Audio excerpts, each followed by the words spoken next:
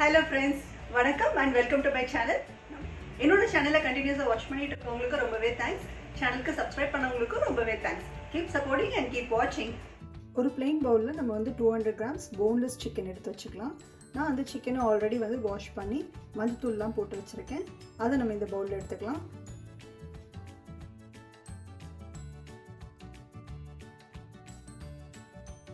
இந்த சிக்கன்ல 1/2 டீஸ்பூன் உப்பு சேர்த்துக்கோங்க. plain chili powder 1 teaspoon.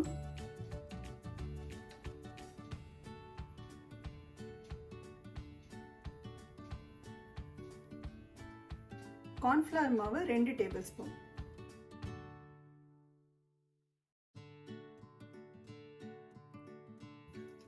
இப்போ இது எல்லாத்தையும் ஒரு தடவை mix பண்ணி கொஞ்ச நேரம் marinate பண்ண விட்டுடலாம்.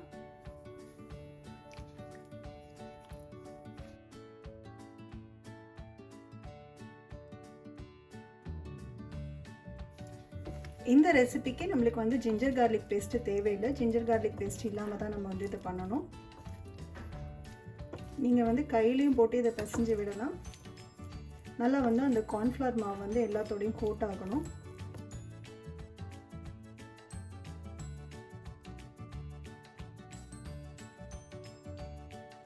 இந்த அளவுக்கு பீஸ் இருந்தா நல்லா இருக்கும். இது ஒரு பக்கமா வச்சிடலாம். இந்த அளவுக்கு நம்ம பூண்டு எடுத்துக்க போறோம். இதை வந்து ரொம்ப சின்னதா நறுக்கி எடுத்துக்கலாம். ஒரு மீடியம் சைஸ் வெங்காயம் எடுத்துக்கலாம். இதையும் வந்து நம்ம சின்னதா நறுக்கி எடுத்துக்கலாம்.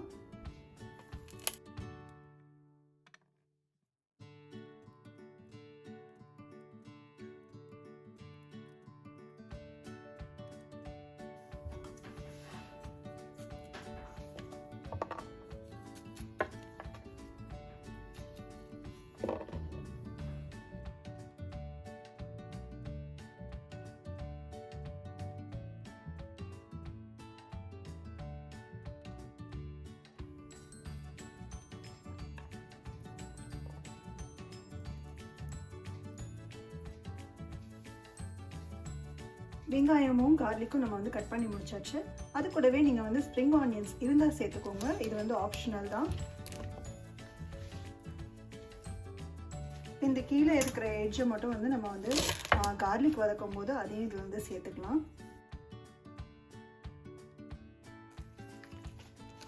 இதுக்கப்புறம் நம்ம வந்து மேலே இருக்கிற ஸ்ப்ரிங் ஆனியன்ஸ் லீவ்ஸோட நம்ம வந்து கட் பண்ணி வச்சுக்கலாம்.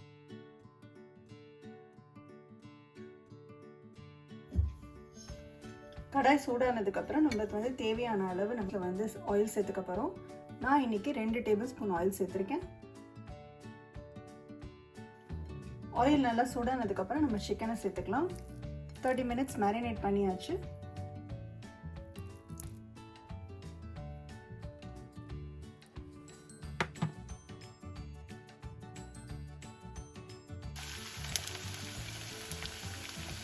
அடுப்பை வந்து நீங்கள் மீடியம் இல்லாட்டினா லோ ஃப்ளேம்லேயே வச்சுக்கலாம். சிக்கன் குக் ஆகிற வரைக்கும் நம்ம வந்து இந்த மாதிரி கடாயில் விட்டுடலாம்.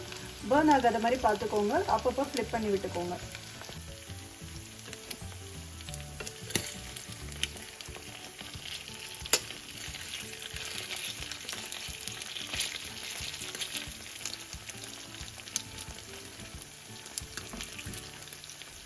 கொஞ்சம் குக் ஆனதுக்கு அப்புறம் நீங்கள் ஃப்ளிப் பண்ணி விட்டிங்கன்னா நல்லது. இல்லாட்டினா வந்து உங்களுக்கு கடாயில் ஊற்றிக்கிட்டு இருக்கோம்.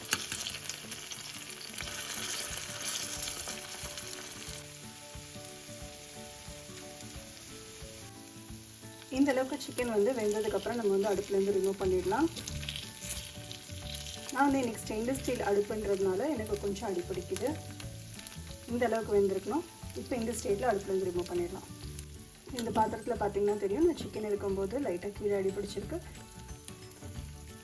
இந்த பாட்டையும் நம்ம வந்து ஸ்க்ரேப் பண்ணி எடுத்துக்கலாம், அடி பிடிக்காமல் இருந்தால். கடாய் நல்லா சூடானதுக்கப்புறம் 1 டேபிள்ஸ்பூன் அளவு பட்டர் சேர்த்துக்கலாம். நான் இன்னைக்கு எடுத்திருக்கிறது அன்சால்டட் பட்டர். இப்போ இதில் நம்ம கட் பண்ணி வச்சிருக்கிற கார்லிக்கை சேர்த்துக்கலாம்.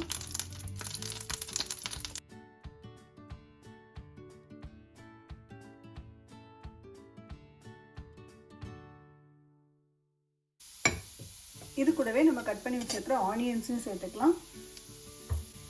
ஆனியன் சேர்க்கிறதுக்கு முன்னாடி நம்ம ஸ்ப்ரிங் ஆனியன்ல கட் பண்ணி வச்சிருக்கிற பாட்டம் பார்ட்டையும் சேர்த்துக்கலாம்.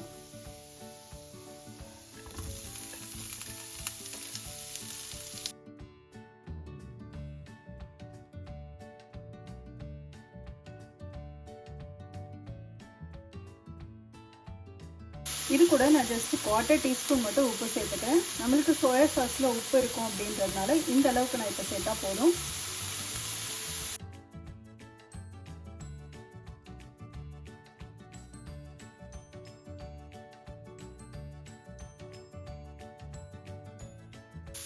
ஆனியன் இந்த அளவுக்கு வந்து நம்மளுக்கு வந்து ஃப்ரை ஆனதுக்கப்புறம் நம்ம இது கூடயே வந்து சோயா சாஸும் டொமேட்டோ சாஸும் நம்ம சேர்த்துக்க போகிறோம். இன்றைக்கி நான் 2 teaspoon soya sauce 2 teaspoon tomato சாஸும் சேர்த்துக்க போகிறேன்.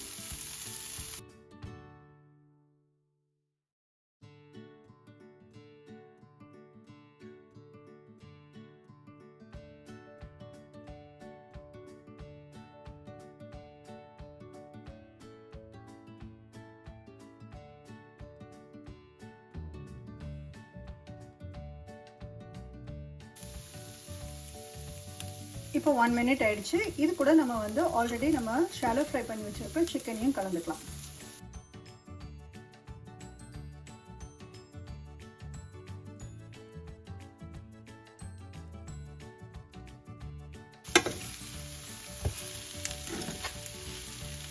இதில் இந்த சோயா சாஸு அப்புறம் வந்து நம்ம ஆட் பண்ணியிருக்கிற டொமேட்டோ சாஸு ரெண்டும் நல்லா வந்து சிக்கனோட கோட் ஆகிற மாதிரி நம்ம மிக்ஸ் பண்ணி வைக்கணும்.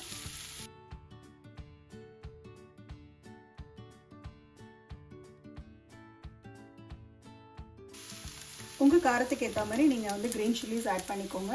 நான் இன்றைக்கி 5 க்ரீன் சில்லிஸ் ஆட் பண்ணியிருக்கேன். இந்த மாதிரி நம்ம கட் பண்ணி இது வந்து நல்ல ஒரு காரம் கொடுக்கும்.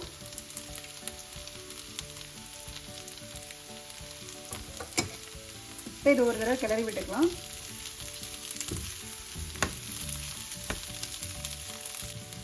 இப்போ இது கூட நம்ம கட் பண்ணி வச்சுருக்க ஸ்ப்ரிங் ஆனியன்ஸையும் சேர்த்துக்கலாம்.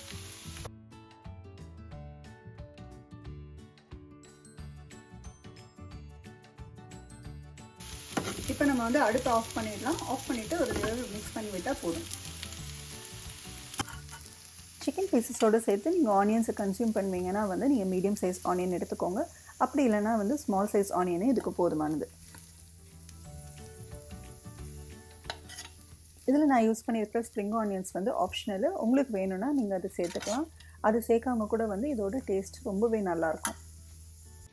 இது கூட உங்களுக்கு வேணும்னா நீங்கள் பெப்பரும் சேர்த்துக்கலாம். இந்த ரெசிபி செய்யும்போது உங்களுக்கு க்ரீன் சில்லி வேண்டாம் அப்படின்னு நினச்சிங்கன்னா நீங்கள் ரெட் சில்லிஸ் கூட யூஸ் பண்ணிக்கலாம். கார்லிக் வந்து சாட்டே பண்ணும்போது அது கூடவே வந்து நீங்கள் ரெட் சில்லிஸ் உங்களோட ஸ்பைஸ் லெவல்ஸ்க்கு ஏற்ற மாதிரி நீங்கள் அதில் வந்து கட் பண்ணி போட்டு நீங்கள் வந்து சாட்டே பண்ணிக்கோங்க. இந்த ரெசிபி உங்களுக்கு கண்டிப்பாக பிடிச்சிருக்கோன்னு நினைக்கிறேன். இது குழந்தைங்களுக்கு ரொம்பவே பிடிச்ச ஒரு ரெசிபி.